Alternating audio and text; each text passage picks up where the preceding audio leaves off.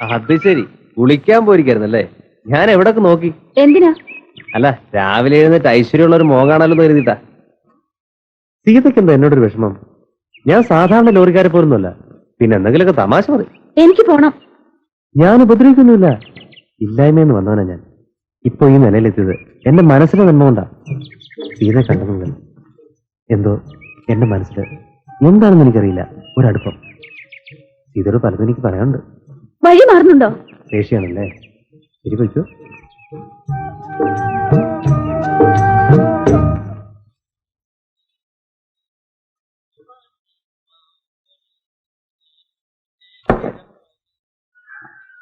ഇറച്ചിക്കറി ഒന്നുകൊണ്ട് എടുക്കട്ടെ?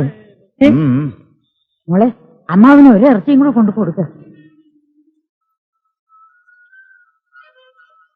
ഒരു മീൻ വറുത്തും കൂടെ കൊടുക്കണേ. ഞാൻ കാശ് അധികം എടുത്തിട്ടില്ല. എന്തിനാ കാശ്? രവിയുടെ അച്ഛൻ ഇഷ്ടാനുസരണം തരേണ്ടത് ഞങ്ങളുടെ കടമയില്ലയോ? അമ്മയെ കൂടെ കൊണ്ടുവരായിരുന്നില്ലേ? എനിക്ക് അവനൊന്ന് കണ്ടിട്ട് ഉടനെ പോണം. അവൻ വരുമല്ലോ അല്ലേ? വരും. ഉച്ചയ്ക്ക് ഇവിടെ വന്നേ ഒന്നു.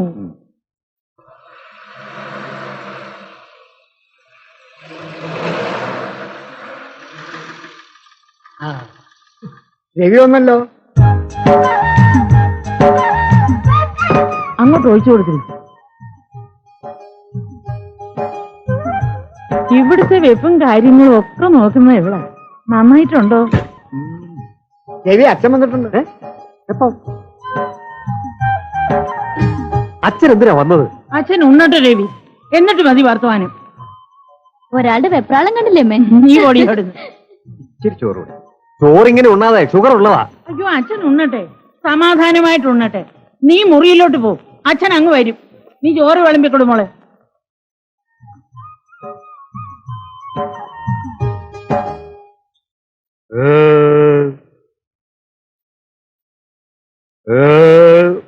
അച്ഛന്റെ നാട്ടിക്കാണ് ഇങ്ങോട്ട് കെട്ടി എഴുന്നള്ളിയത്. നാറാൻ പോണേ ഞാനാ. കുന്നംകുളത്തുനിന്ന് ആ പെണ്ണിന്റെ അമ്മാവ് വന്നിരുന്നു. കല്യാണം ഉടനെ നടത്തണമെന്ന്. എന്നിട്ട് അച്ഛൻ പറഞ്ഞു, ഞാൻ എന്താ പറയണ്ടേ? ഉടനെ നടത്താനൊന്നും പറ്റില്ല, നമുക്കൊരു സമയം വേണം. ഉടനെ നടത്താനും പറഞ്ഞു 30,000 രൂപ മുൻകൂർ വാങ്ങിയതോ? അതൊക്കെ ശരിയാ. ഞാനിപ്പോ വണ്ടി വാങ്ങിയല്ലേ ഉള്ളൂ. ഒരു നിലനിൽപ്പാവട്ടെ.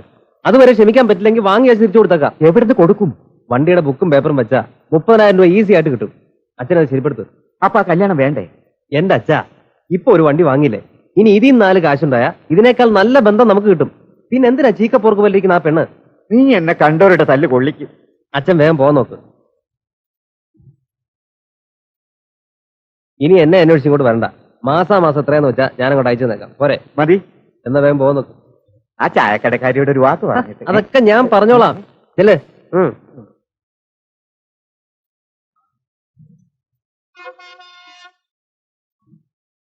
അച്ഛനെവിടെ?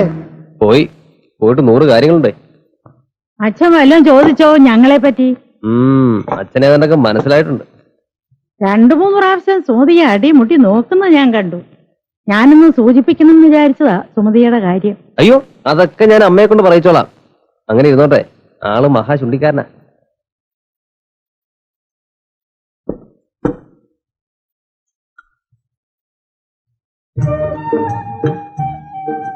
അച്ഛൻ ഇഷ്ടപ്പെട്ടിട്ടുണ്ട് എന്ന് എനിക്കും തോന്നി.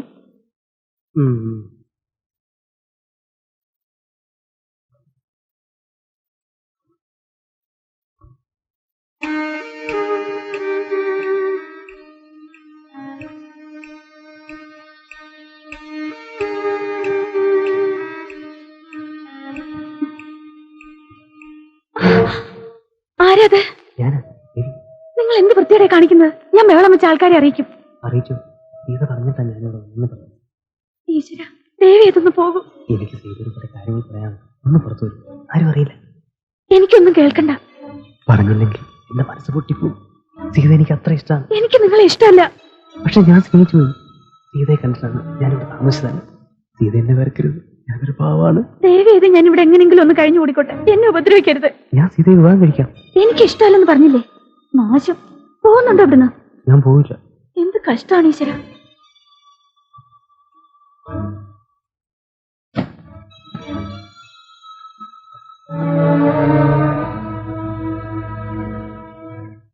സീതേ, സീതേ, സീതേ, സീതേ. നമുക്ക് എന്തൊരു ഉറക്കാ ഇത്?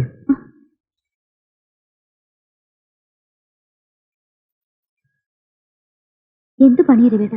ഞാൻ പറഞ്ഞിട്ടില്ല ഇങ്ങനെ രാത്രി എന്നെ ഒന്ന് വിളിക്കരുതെന്ന്. രാത്രി ഞാൻ ഇറങ്ങി വരുമെന്ന് ഒരിക്കലും വിചാരിക്കണ്ട. ഓ, അത്ര വലിയ കമ്മയാണ് വേണ്ട.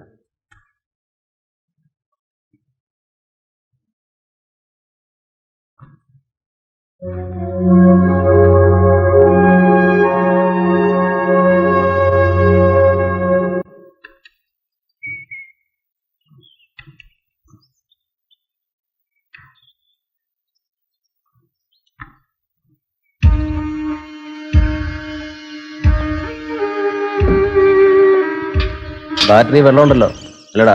ഉവ്വ്.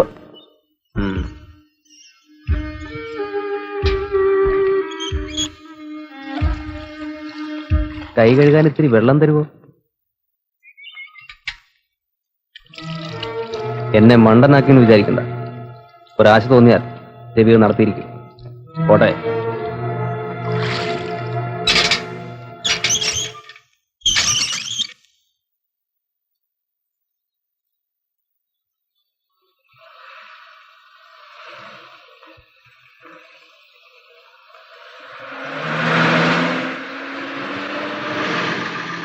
ആ, ഇതാര് ആശാനോ?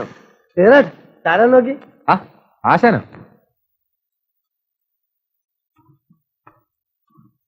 നീ ഇതെവിടുന്ന് വരുന്നു? ഞാൻ പി ജിന്ന് വരുവാ. ആശാനിപ്പോ അസുഖമൊന്നുമില്ലല്ലോ? സുഖല്ലേ? പരമസുഖം. ഡോക്ടറുടെ അമ്മ വന്നിട്ടുണ്ടായിരുന്നു. അവരെ പാലക്കാട് വീട്ടിൽ കൊണ്ടാക്കാൻ പോയത്. ആശാൻ പിന്നെ എന്തിനാ ജോലിക്ക് പോകണം? ചെലവിനുള്ള കാശ് ഞാൻ അയച്ചിരുന്നല്ലോ. കാശല്ലടാ കാര്യം. ഒന്ന് രക്ഷപ്പെടണ്ട വീടിന്റെ ഉള്ളിൽ നിന്ന്. രാധ എന്ത് പറയുന്ന ആശാൻ? എന്ത് പറയാ, ജീവനോടെ ഉണ്ട്. വല്ലതും ചോദിച്ചാൽ ഒരു വാക്ക് മിണ്ടും. ഏത് നേരം മുറിയിൽ വാതിലടച്ചിരിക്കുന്നത് കാണാം. പുറത്തേക്ക് ഇറങ്ങില്ല. അല്ല, പുറത്തേക്ക് ഇറങ്ങാതിരിക്കണം നല്ലത്. നമ്മുടെ നാട്ടിൽ ഇത്രയും പേരത്തെ കഥാകൃത്തുക്കൾ ഉണ്ടെന്ന് ഞാൻ ഇപ്പോഴാണ് മനസ്സിലാക്കുന്നത്. എന്തൊക്കെ കഥകളാ പറഞ്ഞുണ്ടാക്കുന്നത്. ഒക്കെ നിന്നെ കൂട്ടിയാ. അതാ ഞാനിപ്പോ അങ്ങോട്ട് വരാത്ത. വരണ്ട, നീയെങ്കിലും സമാധാനമായിട്ട് ജീവിക്കും. ഞാനൊരു കാര്യം പറഞ്ഞാ ആശാൻ സമ്മതിക്കൂ? എന്താ? ഒരു വീട് വാടകയ്ക്ക് എടുത്തിട്ട് ആശാനെയും രാധയും വിളിച്ച വന്ന് എന്റെ കൂടെ താമസിക്കും. എന്റെ ഒരു ആശയാണ്. അത് നിനക്കൊരു ഭാരമാവും ശ്രീധര. ആ ഭാരം എനിക്ക് സന്തോഷമല്ലേ ആശാനെ? ഒറ്റപ്പെട്ടെന്നുള്ള തോന്നല് എനിക്കും ഇല്ലാണ്ടാവും. നാട്ടിൽ നിന്ന് എങ്ങോട്ടെങ്കിലും ഒന്ന് മാറി താമസിക്കണമെന്ന് ഞാനും ആലോചിക്കാണ്ടേ അല്ല. നോക്കട്ടെ, ഞാൻ അവളോടും കൂടി ചോദിക്കട്ടെ. കുറച്ചു ദിവസമെങ്കിൽ കുറച്ചു ദിവസം ഇവിടുന്ന് പോയാൽ തന്നെ മനസ്സിന് കുറച്ച് സുഖം കിട്ടും. ശ്രീധരന്റെ അടുത്താവുമ്പോ അത് നമുക്കൊരു ഉറപ്പുമാണ്. അന്യൊരുത്തനല്ലല്ലോ. ഞാൻ പറയണ വല്ല നീ കേൾക്കുണ്ടോ? രാധേ, എന്തെങ്കിലും ഒന്ന് പറയേ നീ. ഞാൻ വരില്ല. നീ ഇല്ലെങ്കിൽ പിന്നെ ഞാനെന്തിനാ പോണത്? സൂഹിക്കാനോ? എല്ലാ സുഖവും സന്തോഷവും എന്റെ മോൾ അച്ഛൻ തന്നൂലോ. അത് മതി. ധാരാളം.